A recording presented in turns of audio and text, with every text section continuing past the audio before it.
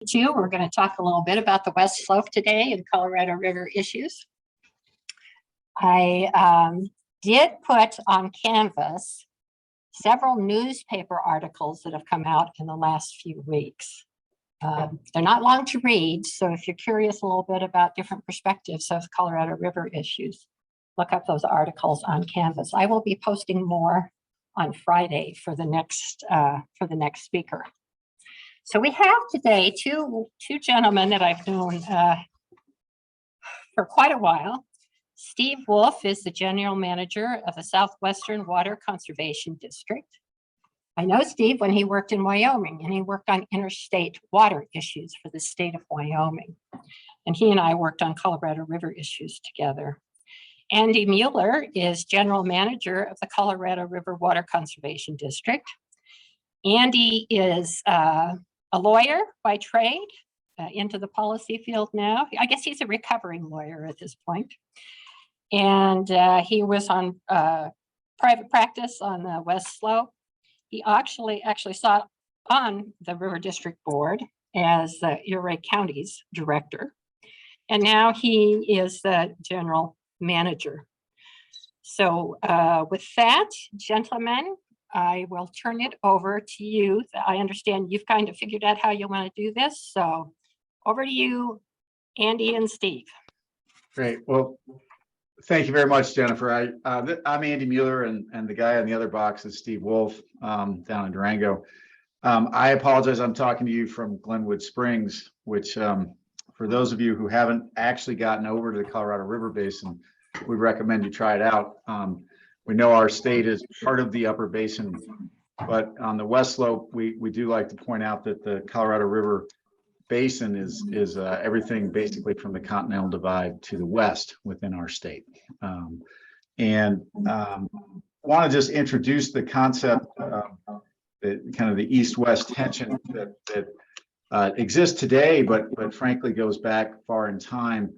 Back in the 30s, people in the West Slope, mainly on the main stem of the Colorado River, literally would read about developments in the headwaters in the newspapers, but have no idea that major trans-mountain diversion tunnels were in the process until they read about them. And so they got a little bit fed up once they figured out that the Colorado Big Thompson project, the Bureau of Reclamation project, that involves bringing over about 250,000 acre-feet of water a year, that it was on its way through the system. And so they formed the Colorado, they went to the General Assembly and said, we need an agency to help protect, develop, and conserve water, the waters of the Colorado River and its tributaries in the north central part of the Western Slope.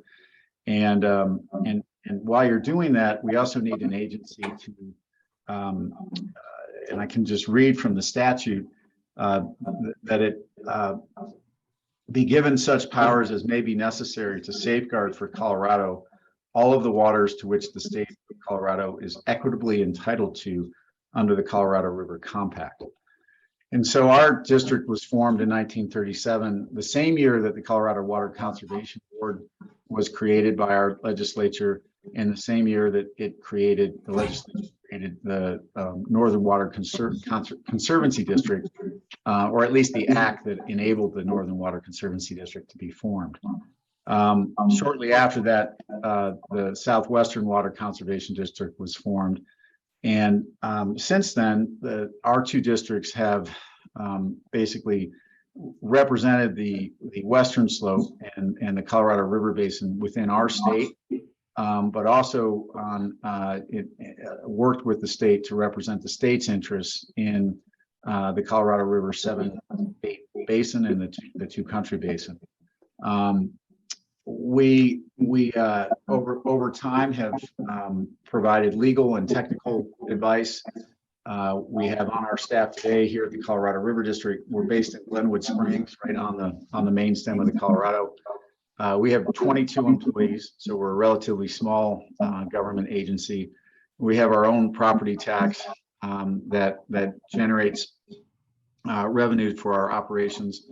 And just by way of thinking about geographically, We cover all of the Yampa, the White, the Green, the main stem of the Colorado, and the Gunnison River system, and all of their tributaries within our state. And so we're one of the few government agencies that actually follows the watersheds, as John Wesley Powell suggested. And so our district spends quite a bit of time both within our district, working with our water users to face some of the major issues facing them today, which we'll talk about in a little bit. But we also spend probably a very significant time for myself, our general counsel, and our director of interstate matters and science on interstate issues. And so in that context, we get to work with Steve on a regular basis. And I'm going to stop and let Steve introduce the Southwestern Water Conservation District now.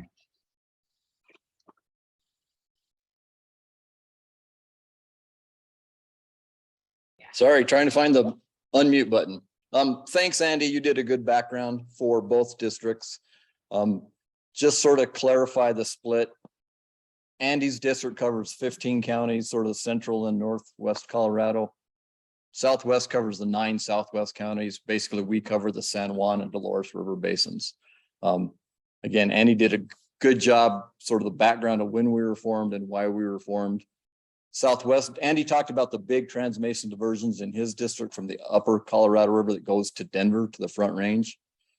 We don't have any of those large transbasin diversions in Southwestern district, but we have a bunch of smaller ones that take water from upper San Juan to the Rio Grande Basin in Colorado, and the Rio Grande Basin in New Mexico as well. So we face the same issue, a little different scale than what Andy sees. So.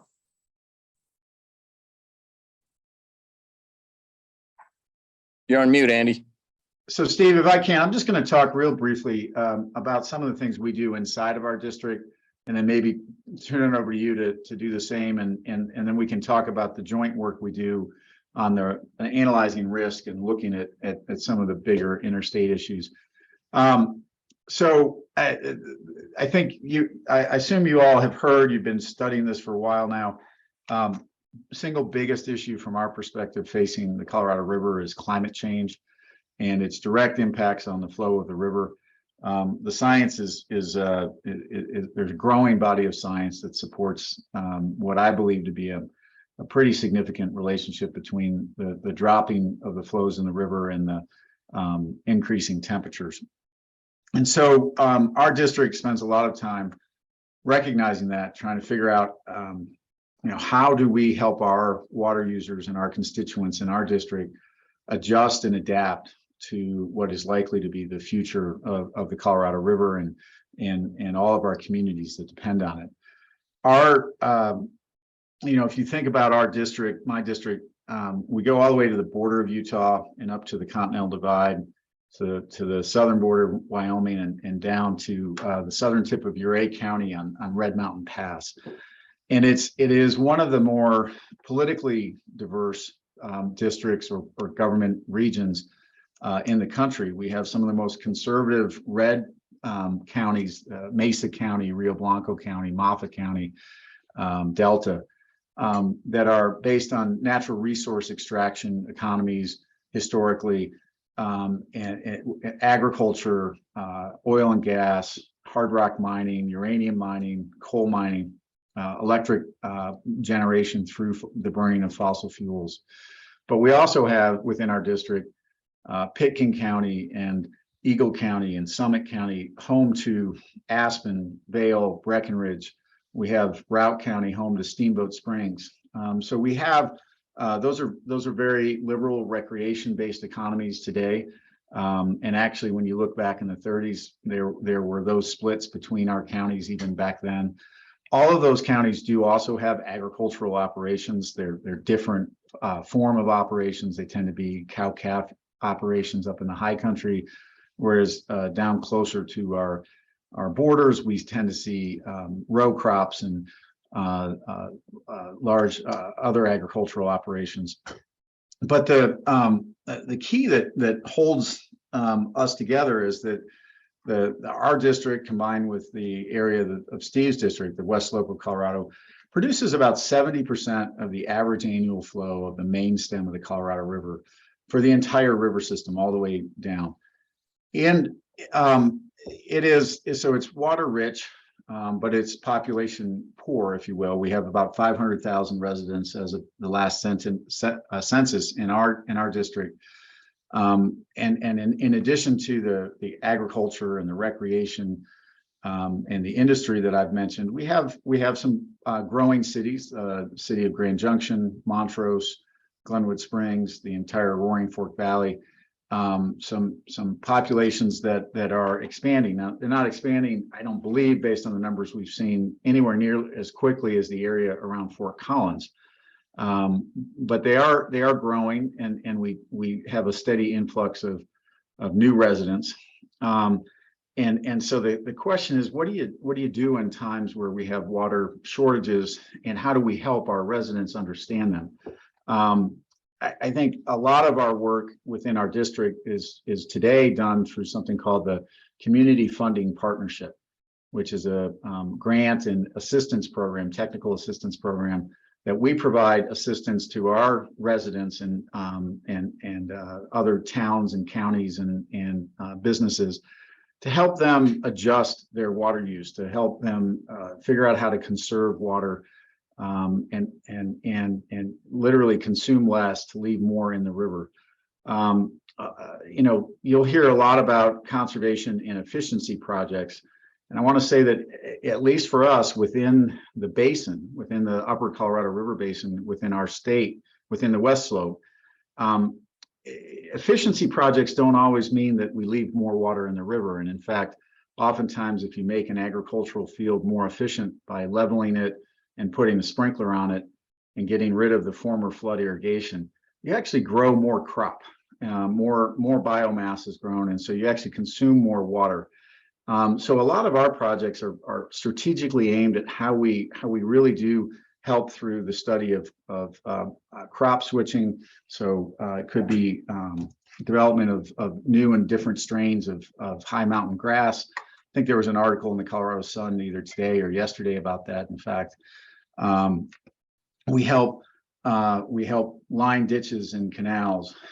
We help improve diversion head gates and delivery systems, and put in what we call regulating reservoirs in these ditch systems so that they can handle the more efficiently the flow of the water, and therefore divert less from the streams initially. We do a lot of that work. We are working with a lot of our municipalities today to help them develop redundant water supplies. So as we've seen the West Slope warming up, we've had greater fires, and those fires are in our watersheds. They're also in the watersheds for the Front Range entities that are engaged in trans mountain diversions, but we are very concerned about the impact of those. And so we've been working with a lot of our smaller towns to help develop different water supplies in case their watersheds catch on fire. And so we do a wide variety of things. We oftentimes involve, we have to develop partnerships with the state, the Water Conservation Board, with our federal government partners. So it could be the Department of Agriculture and the Natural Resource Conservation Service, or it could be the Bureau of Reclamation through the Department of Interior.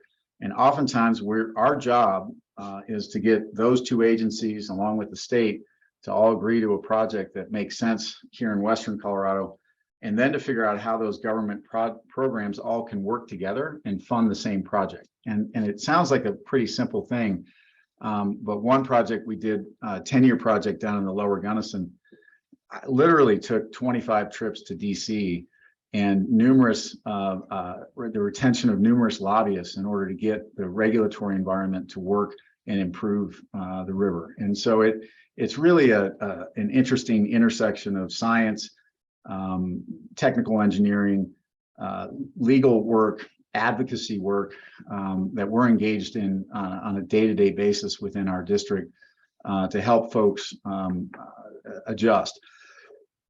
One of the things we found that we're doing more and more often is we own either controlling interests or entirely certain reservoirs here on the West Slope.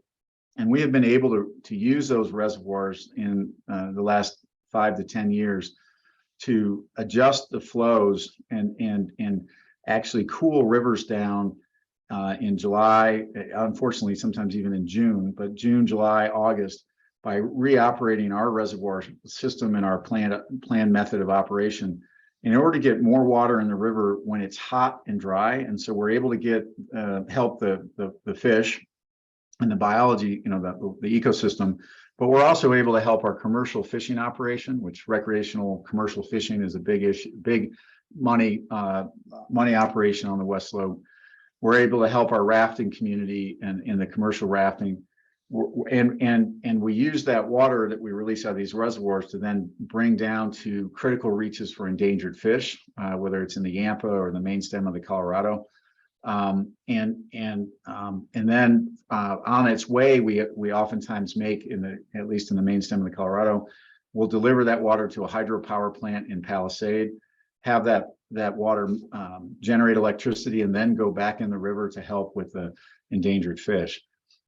In all, it's a tricky balance, but it is one of those things that if you work together, oftentimes in water, you can find that there are what would normally be adversaries in water actually have very common interests. And whether it's a rancher who likes to divert water to grow crops, or someone like myself who likes to fish and whitewater raft, we're both interested in a healthy river system. We're both interested in cool, clean water to keep those ditches running and the fish swimming. And I think there are lots of room for compromise, a lot of room to get along. But you have to understand, and I think what's important, I'm hoping that your class is touching on this, is you have to bring together the right multidisciplinary folks, both the technical, the policy, and the legal, all three of those together, and to help solve these problems. And we're going to see that more and more, I think, as we continue to see the rivers dwindle. I'm going to turn it back over to Steve at this point. His district is operated a little differently. What Steve forgot to mention is that while I think my district is small, you're looking at 50% of the employees of Steve's district right now. So, that's good. So thanks, Andy. I'm going to skip ahead a couple slides and talk about risk. Andy kind of was discussing how they protect their water users. I hope one concept you've learned up to this point is the value of pre and post compact water rights relative to the compact. If you have water rights that have a priority date before the compact was signed, and typically we use the date of 1922, you're basically protected from any administrative curtailment, getting your water rights turned off. If you have a post-compact water right junior to the compact, there's the potential, we were talking about this call or curtailment earlier, that you could have your water rights turned off on an interstate administrative basis to make sure waters are delivered downstream. Understanding that, we need to understand where those pre and post compact water users are, who holds those rights, what those rights are used for, and where they lie in the basin, right? Several years ago, the River District and my district jointly did a study called the risk study to try and really, on the west slope of Colorado, identify where those pre and post compact water rights were. For Southwestern, we were lumped into one big group. We understood sort of how many pre and post compact rights Southwestern district had, but we didn't really understand where those water rights lied within our district. We have 9 minor river basins within our district. You know, we talk about San Juan de Dolores, but we've got the Piedra and the Upper San Juan and the Animas and the La Plata and so on and so forth. So we decided we really needed to understand where the risks within our district were, and then see within those subbasins, were there things we could do to work with those water users to help protect them under some a curtailment. So this is one thing we've been working on, and I think Andy's district is doing something similar right now, but to really identify at a very fine-grained level where the risk to our water users is under an interstate call. So we've been doing a lot of modeling work. We've been doing a lot of on-the-ground verification of the water rights. And then the next step is going to be going out in the coming year to talk to all these water users in this basin to try and figure out a plan, mainly the basins with high risk, and figure out what we can do to help and support them. So Andy, I don't know if there's something you want to add on to that topic. No, I think that Steve's right. We're doing that in a joint effort. We've been working through a number of those risk studies together, along with others on the Western Slope, to try to figure out what the risk of compact call might be, what a curtailment might look like under state law. But I did want to point out that, yes, it's always better to have a water right that's pre-compact. The older you are, the more reliable your water right is going to be in our state. And I would point out, unless of course you happen to be in an area that is a very dry tributary to a major river, and it doesn't matter how senior your water right is, if there's no physically no water available, you're still not going to get water, right? So there, you have to have both the legal right and the physical availability of the water in order to have that. And the thing I would say about our study is while we believe that there are fairly significant number of pre-compact water rights that are based in agriculture on the West Slope, and that most of the trans-basin diversions are post-compact, no one on the West Slope is sitting here thinking, well, we're safe and we're not going to suffer the impacts of a compact curtailment. The reality is that urban water use, whether it's providing water to taps for people to drink, or fire hydrants for fire hydrants to be put out, wherever your city may be, East or West Slope, it is a critical use, and it's important, and we recognize that. Additionally, our state's Constitution has something called the domestic priority.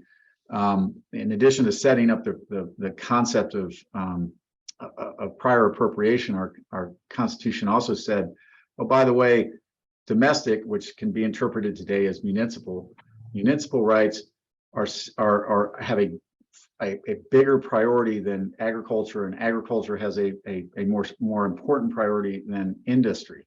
Well, what does that mean in today's world? We've seen several instances where cities have gone out to acquire water rights and found water users who are not willing sellers. And in those instances, the cities have actually condemned water through a power of eminent domain. And so if we continue to kind of spiral towards a situation where the upper basin doesn't meet its obligations under the compact, we may in fact find ourselves in a situation where urban water operators with junior water rights are going to be looking and actively acquiring senior agricultural water rights in the Colorado River Basin and the other tributaries on the West Slope. So we don't think it's a good idea that our state and the other 6 states head towards a legal battle on curtailment. We think that we need to avoid that. We think it's harmful not just to our region of the state, but to the entire state and the entire Colorado River Basin. But we were really trying to figure out in this risk study work that we've done and that we're refining right now, is where are those risks? What do they look like? What are the size of the curtailment that we might need if we're in a situation where we're deemed to be violating the compact? And really digging into that work, and then trying to take some very technical and legal work and translate that into a way that the general public can understand it. So it's a serious task that our districts are involved in. And I can assure you that while we think it's based in science and fact, we've heard from folks on the Front Range that seem to think we've injected our own political agendas into some of the work. So it's not without its controversy in the state. And Andy, thank you. You answered 3 of my questions I was going to ask before I got there. So we're thinking the same thing. But can you explain, Steve, in this goes, I know that you have folks that are affected just by prior appropriation doctrine. How does that play in with this pre-compact, post-compact administration? So Jennifer, I missed the very first part of your question. So Steve, I'm asking about just the prior appropriation doctrine and how does that interact with this pre-compact or post-compact? Because with the water supply being so low for the last couple of years, we have rights that are turned off even if they are pre-compact, right? Oh, absolutely. And you're right. And that's certainly, we have looked at what volume of water we think Colorado may owe under a curtailment scenario. Is it 100,000 acre feet, 300,000, whatever? And we've tried to, part of the risk study was looking back, what priority date would we have to cut to? Would 1940s water rights and junior be cut off, 1930s? Try and figure where that line might be. But certainly what we've seen, and with this drier hydrology, I mean, we're naturally cutting. Now, there's not water available under a normal scenario for 1920 water rights in a lot of cases. So the hydrology is driving a lot of that discussion just because the lack of water supply.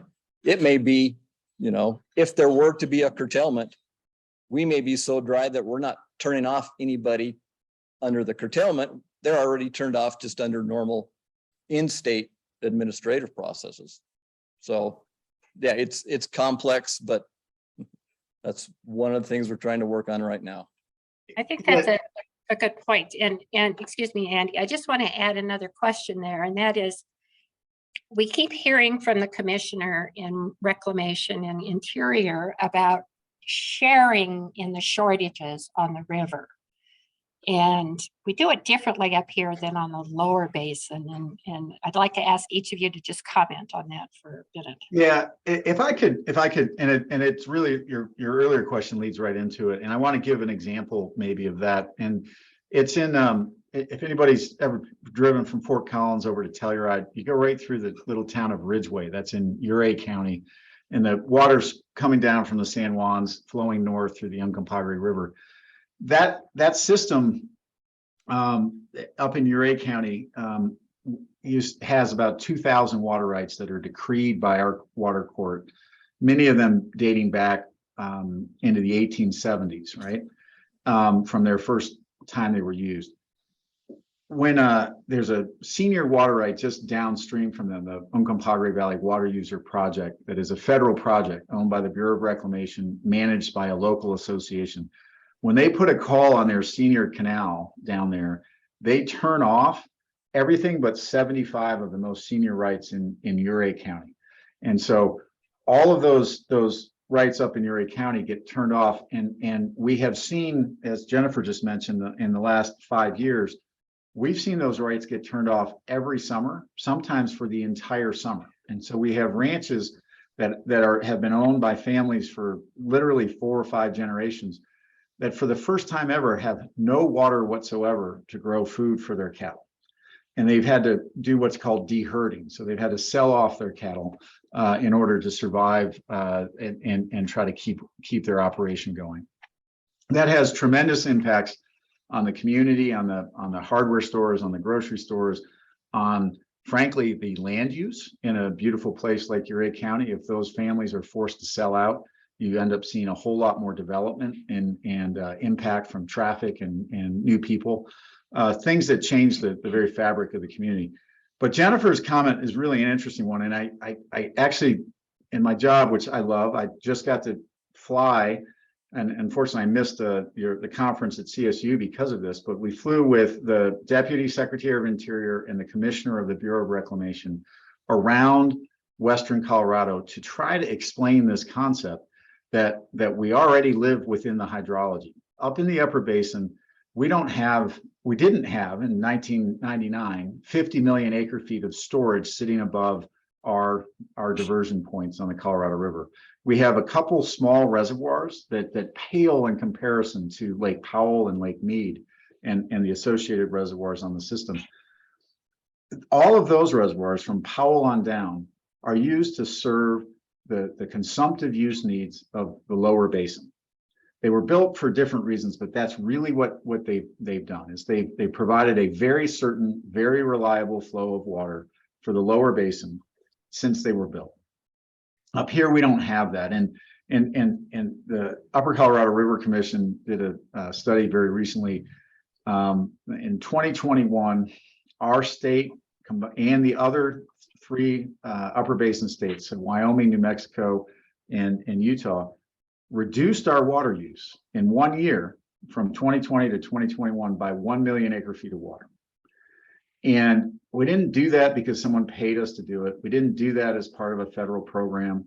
We did that because the water was either not physically available at the head gate because the streams were dry, or we did it because the water wasn't legally available, like those people in Uray County I just talked about. It just, the state wouldn't let them take the water.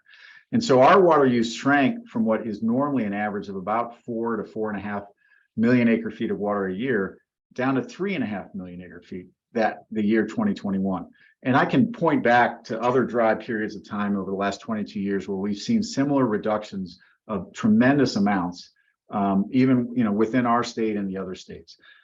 In the lower basin, during that same period of time between 20 and 21, their use increased by 600,000 acre feet of water because it was hot and dry, and their plants were consuming more water, and their people needed more water because the the Central California project was not providing water out of the Sierras, the state water project. So they needed more water, and guess what they did? They just called up the Bureau and they got it. And they don't have to worry about it not being legally or physically available, or they haven't had to until very recently. And so, not that I want to pick on them, but our answer to them today, when they have the first ever shortage declared this year, is welcome to our reality. Welcome to our world. We have been administering water since our state was created in 1876. So it really is a reality that we live within. Steve, I'd like to hear your comments too, but I wonder if there's no more slides to share, if you could stop sharing screen so that we get a better picture of you two. I can. There was one more slide I was going to touch on another topic, but if you want to, okay. Do you want me to go ahead with that? Why don't you go ahead with, tribal. Yeah, well, first I wanted to take a minute and talk about tribal stuff. Good. Okay. I think you hear about tribal water rights in the basin quite a lot if you read the newspapers. You probably realize Colorado has two sovereign nations, the Southern Ute and Ute Mountain Utes, both within Southwest Colorado. We share river basins with them. The really nice things about both these tribal nations is their water rights have been quantified. We know how much water they have available to them and where that water comes from. They haven't put it all to use, but they have it all quantified, which a lot of tribes don't. So this is a real benefit to the state of Colorado, Southwest, and the tribes themselves as well. How the tribes decide to put that unused apportionment of their water rights to use could have some big benefits or impacts to the state of Colorado and certainly to Southwest District. So we've been talking to the tribes about what we think could be win-win solutions, ways that they could benefit from putting their water to use and could help and support other non-tribal water users in the basin as well. We think there are some, again, my district holds water rights as well that has some different things about it than the tribes do. They have some different water rights. So we think the combination of our water rights and tribal water rights we could use and could basically come up with a win-win solution and protect some water users in Southwest Colorado, support the state of Colorado and some of the ongoing needs. So Jennifer, I just wanted to make one thing about some of the tribal issues down in this part of the state that are important and becoming more and more important. But I think, Steve, on that note, why don't you talk a little bit about how that works, how your district interacts with those tribes. We did have Mike Preston here a couple of weeks ago. oh, great. Talked about their ag operation, and we talked about Lake Nighthorse and the water in there that they can't get to. But what's your day-to-day operations with the tribes? Well, day-to-day is when we can sitting down and having conversations. To date, it's mostly been with Ute Mountain Ute, Mike Preston, and some of the water resources councils. But I think the big unused piece of both the Southern Ute Mountain water rights sits in Lake Nighthorse, just outside of Durango. It's a lovely recreation reservoir, but they both have significant water rights. There's no infrastructure to move that water to the tribal lands where they need it. The also issue with the water in Lake Nighthorse, it has been permitted only for municipal and industrial needs. Now, both tribes might need a little bit of municipal water, but I think both, and especially Mountain Ute, they would like to have a more reliable supply of ag water for their farm and ranch enterprise, if you can get the water out there. Southwest holds a lot of water in the Animas and La Plata that has agriculture needs attached to it. So I think just looking in that perspective, there's probably a good exchange that may be able to happen between us and the tribes to provide more ag water to the farm and ranch enterprises needed. Obviously, there's a huge infrastructure need in that. That would recall federal dollars. Right now, there's a lot of federal dollars out there and available. So there may be a project in there that we can see come to fruition in the coming, not few years, but many years down the road, but we can start on it now. So. Thanks. And I don't know if, Steve, I had cut you off. Did you want to comment about the lower basin at all, or did Andy say it all? Oh, no, Andy does a great job on that soapbox. So he nailed it. Questions? So now I guess I'm just going to turn off. Okay, and we have a question here. So in the event that those senior pre-compact rights start getting cut, how would that affect those tribes that have winter rights? So how do the senior compact rights, senior to the compact rights, affect the winters doctrine rights of the tribes? Well, the winner's doctrine rights on the tribes, that's an 1868 water right. So as long as it's verified to be with that priority date, they're going to be one of, if not the most senior on the river. Are there ag rights before that? Do you know? Not in my district. Andy'd have to. No, I think the kind of the European settlers' rights were really we started seeing them around 1875 on the West Slope. So I think the tribal rights are the most senior. And I would just add, they don't have to worry about our state law and its power of condemnation.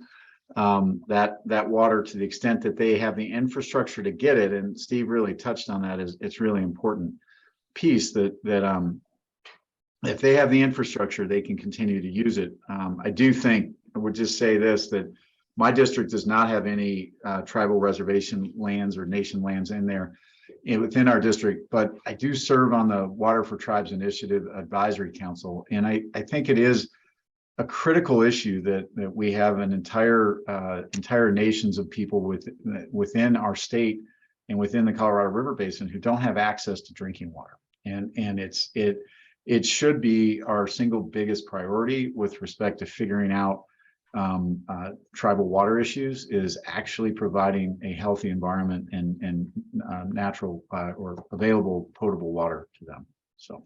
And we usually hear stories of the Navajo. I'm guilty of talking about the Navajo, but I believe, Steve, that we have some of our own tribes that are still hauling water for their tribes, aren't they? Andy, you've looked at that study. Oh, absolutely. And it's not, certainly tribal is a huge component of it. But in my district, 25% of all water households haul water still because the infrastructure is not there. So it's certainly a tribal issue, but it is a sort of non-tribal in this district as well. And I'll add, especially the La Plata drainage, which is one drainage over from the Animas, as things have dried up, a lot of the domestic wells people have used have, the groundwater has diminished. They're not getting recharged, and you're seeing more people having to haul water now and set up some sort of cistern because of climate change and drought. Want to talk about Dove Creek a little bit? A couple of years ago, they were pretty dire straits. Certainly, the town of Dove Creek is a small town. They have a small municipal pond for their water supply. They actually get water out of McPhee Reservoir, but in 2021, basically they had no water available to them, and they could not get water out of the river, and they were basically out of water. Their pond was going dry. They came within about 5 days of being a town of about 1,000 people having no water. Now, with working with Dolores Water Conservancy District and Bureau of Reclamation, they were able to deliver some water there and got them through the year. They are now working on a basically backup system, a new pond with some other infrastructure to bring water into the system. But shows you how close, I mean, like, again, how this drought is really causing problems in a lot of ways. And we'll see similar situations like that across Western Colorado. So I interrupted both of you with my own questions. Before we go to any other questions, were there any other topics you two wanted to touch on? You know, I think looking forward on the interstate realm, I mean, I think you will see and hear a lot more about voluntary conservation programs in the upper basin. And I think that can be a good thing. I mean, we can all conserve, but I think you've got to make sure that if you move forward with voluntary conservation, that you do no harm to existing water users in the state, and that the benefits that you hope to get out of that conservation program, we talk about moving more water to Lake Powell, that you can actually see those benefits happen, that they actually occur. I mean, so that's sort of my 2 cents on that. Yeah, and I'd like to touch on that. I mean, what we're really talking about doing under either a system conservation pilot program or a demand management program is setting up a water market in the upper basin that would allow governments to pay water users to stop using water for some period of time. And the idea is that the water that would have been consumed will make its way down to Lake Powell. And I think that makes a lot of sense, but just to give you some of the really challenging issues, I mean, if you take a standard 40-acre tract of land that's irrigated, it generally has a 1 CFS right associated with that, or a half a CFS right to cubic foot per second to irrigate it. It might consume 2 acre-feet of water in our elevation, in our climate, with forage crop on it. Shepherding 2 acre-feet of water down past all of the other head gates and across the state line and into Lake Powell, I can guarantee you is impossible. And part of the reason I would say that is our cities of Aurora and Colorado Springs jointly own a reservoir called the Homestake Reservoir. And 2 years ago, in conjunction with the state engineer's office, they released 1,600 acre-feet of water over a period of 3 days. And they had all the head gates set all the way between the Homestake Reservoir, which sits above Minturn, so near Vail, and they wanted to track the water all the way to the state line. And they lost 1,600 acre-feet of water. They couldn't find it at the Cameo Gauge, which is the big diversion on the east side of Grand Junction. If you're driving to Grand Junction on I-70, you'll see a large roller dam that is there. Right about there, they could no longer find that 1,600 acre-feet of water. And that was over three days, a major slug of water. And they had all of their people on their gauges set up, and they had staffing to check each and every opportunity to measure it. So what we have right now is a technical inability to really shepherd that water. We also have a legal inability to shepherd water because our state has not recognized compact curtailment water in the Colorado River as a beneficial use. And so we had a panel of the state put together about 20 of us lawyers to study that. And oddly enough, we all came up to the same conclusion, which was, no, we don't currently have that as a recognized beneficial use in our state. We have it in other basins within the state, but not on the Colorado River. So we got that problem. But one of the other problems, I'll just touch on it briefly because I know we want to take questions. But one of our biggest concerns is when you set up a market, if you set it up as what people like to talk about, a free market, which I would argue if it's a government funded market going after an asset that is owned by the people of the state of Colorado, it is never going to be a free market. But just, people want it to be as loose as possible, as free as possible. And when you look at what that means, it means that there are lots of people with a lot of money who are always looking to make money. They're looking to speculate on natural resources. That has happened in time immemorial. that people have looked to cash in on a natural resource shortage. And we have that in the Colorado River Basin. We have investment companies, like one in particular, Water Asset Management, who have gone out and hired former state officials for our state and have them on their payroll. And they are investing in our agricultural lands in the Grand Valley. They are now the single largest shareholder in something called the Grand Valley Water Users Association. They bought about 3,000 acres of prime irrigated land, all with the stated intent to make money off the non-use of that water. So if we allow that to happen and we set up a marketplace that actually encourages that behavior, what we have done is we've destroyed the very fabric that holds these agricultural communities together. We may actually even destroy our local food, our ability to produce local food and have local, regional, and even national food security. There are folks that are interested in a very quick buck. That's it. And they are in it to make money. And it is our job, I think, my job, Steve's job, our state's job, to make sure that if and when these markets get set up, that they're done in such a way to prevent folks like that from profiting. It could be a great tool for a family farm operation that wants to send a kid to college or pay off some debt or put improvement, conservation improvements on their own ditch system. Getting that cash could really help them.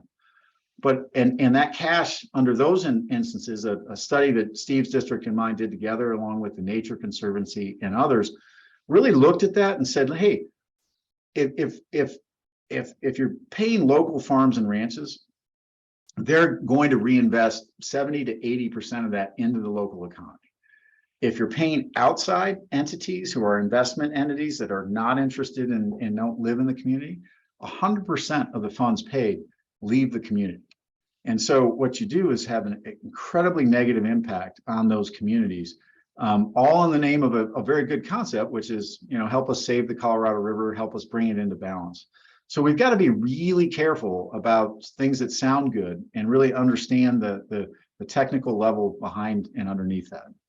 So, and one thing I would add real quick, I agree with Andy said 100%, but trying to head off this water speculation issue we see in the Colorado River, the Colorado legislature formed a working group, a committee of lots of brilliant attorneys to try and figure out how you might tweak Colorado water law to prohibit that. After a year of work, they could not come back with something that they could agree to. So it's not easy. I mean, we all recognize the problem, but how you fix it legally is nearly impossible without impacting other folks. So it's tough.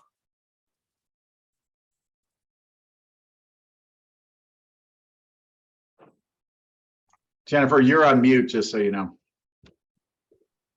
Well, it doesn't matter. I don't have any questions here. Steve, do you have any questions in the room there? Questions? Yes. My more specific question is probably directed to Andy instead of you, but with the 1 million acre foot reduction that he was talking about between 2020 and 2021, I understand most of that was like the water is not available for people to access, but is there a breakdown of like who wouldn't use that water and who is reducing the most? Is that an agricultural thing? Is that a residential thing? And Can you repeat the question, please, Steve?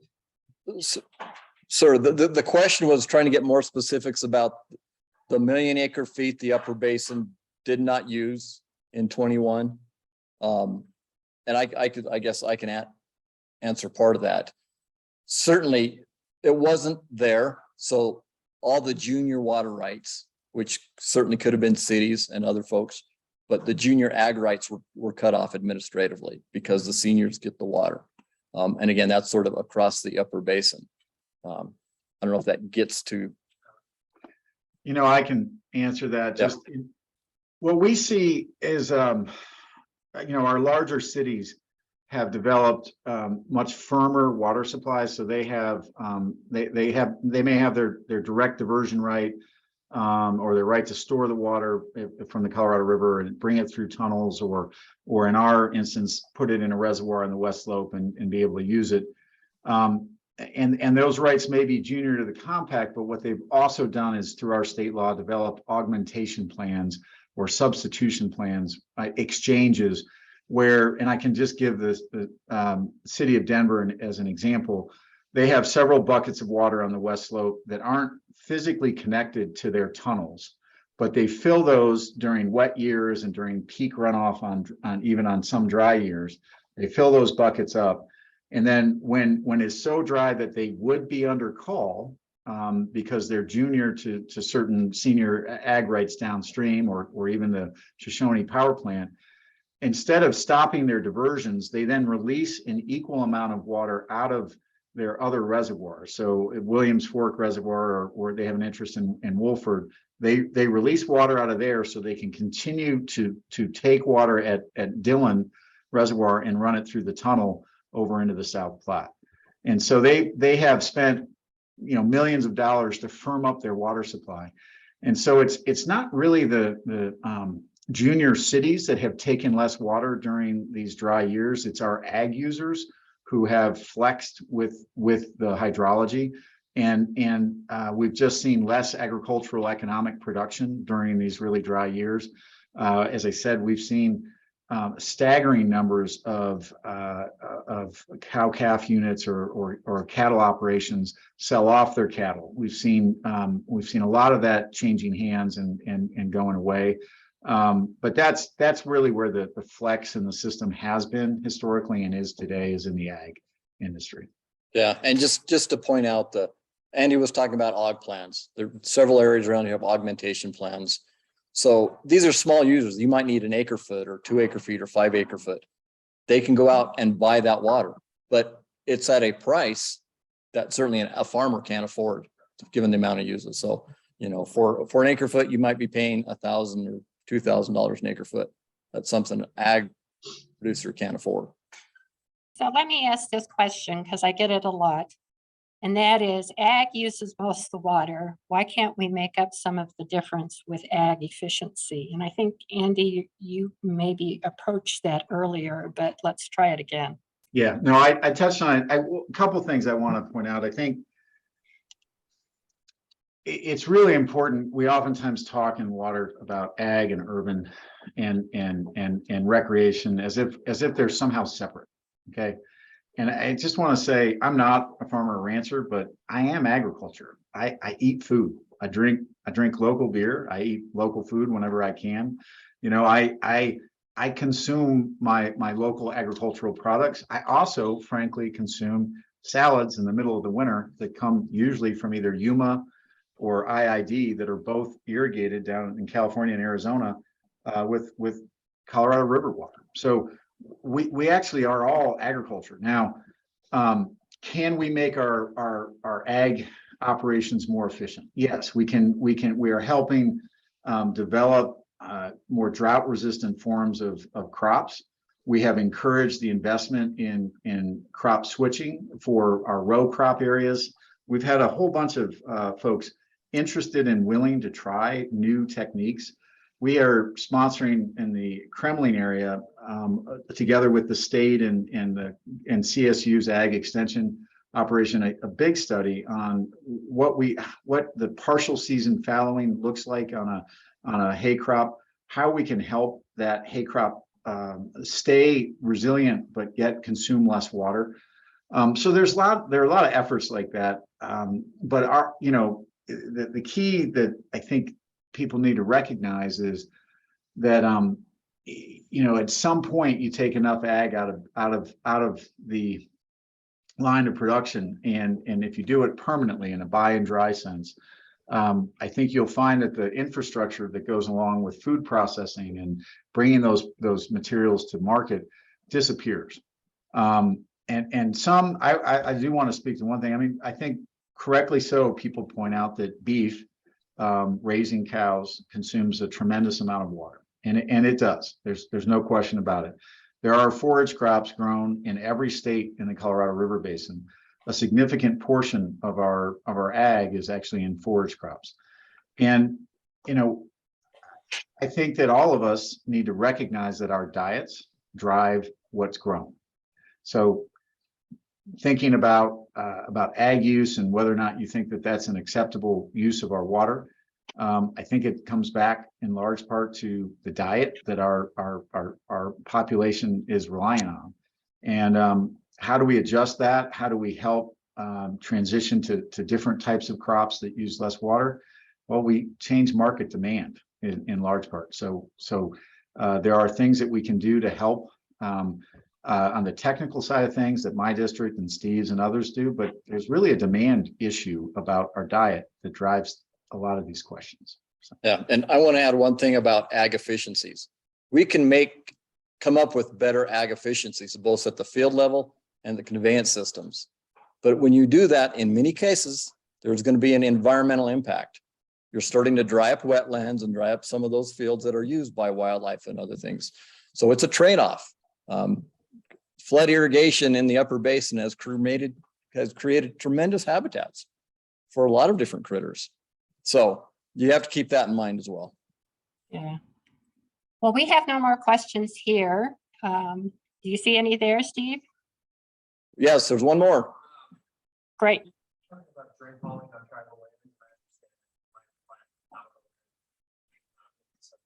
But you're talking about not having the infrastructure available for clean drinking water to be delivered. Is that like more of a last mile problem, like delivered to households, or is it actually getting water from outside the community onto the nation and onto the reservation? So the question was about water hauling on tribal lands and what the real issue is. And I think your answer is it's both. Communities, houses are spread out all over. The infrastructure isn't there. Typically, in Arizona, New Mexico, even in this county in La Plata, we have haul stations where you can go load a pickup truck with a tank and take it back home and put it in a cistern. But the infrastructure is not there. Jennifer, I think earlier mentioned the Navajo Gallup project, which is a big system taking water from Navajo Reservoir down through a lot of the Navajo Reservation in New Mexico to trying to build out some of that infrastructure. So it's there, but will it ever be to 100% of the households? Probably not. True for the non-reservation lands and households that have to fall. Yeah, I mean, a big part of Navajo Gallup is Navajo Nation and Gallup in the surrounding communities of Gallup, New Mexico. So there's a tribal and non-tribal component to it. No more questions here that I see. All right, with that, we're going to thank you for. They're all clapping. So Steve, Andy, thank you so much for spending the time with us today. We really do appreciate it. Thanks, Jennifer. I need your slides, Steve. Yeah. Katie's All right. got them, or I can send them, whatever. All right. Thanks. Thanks so much. We'll see you. Bye-bye.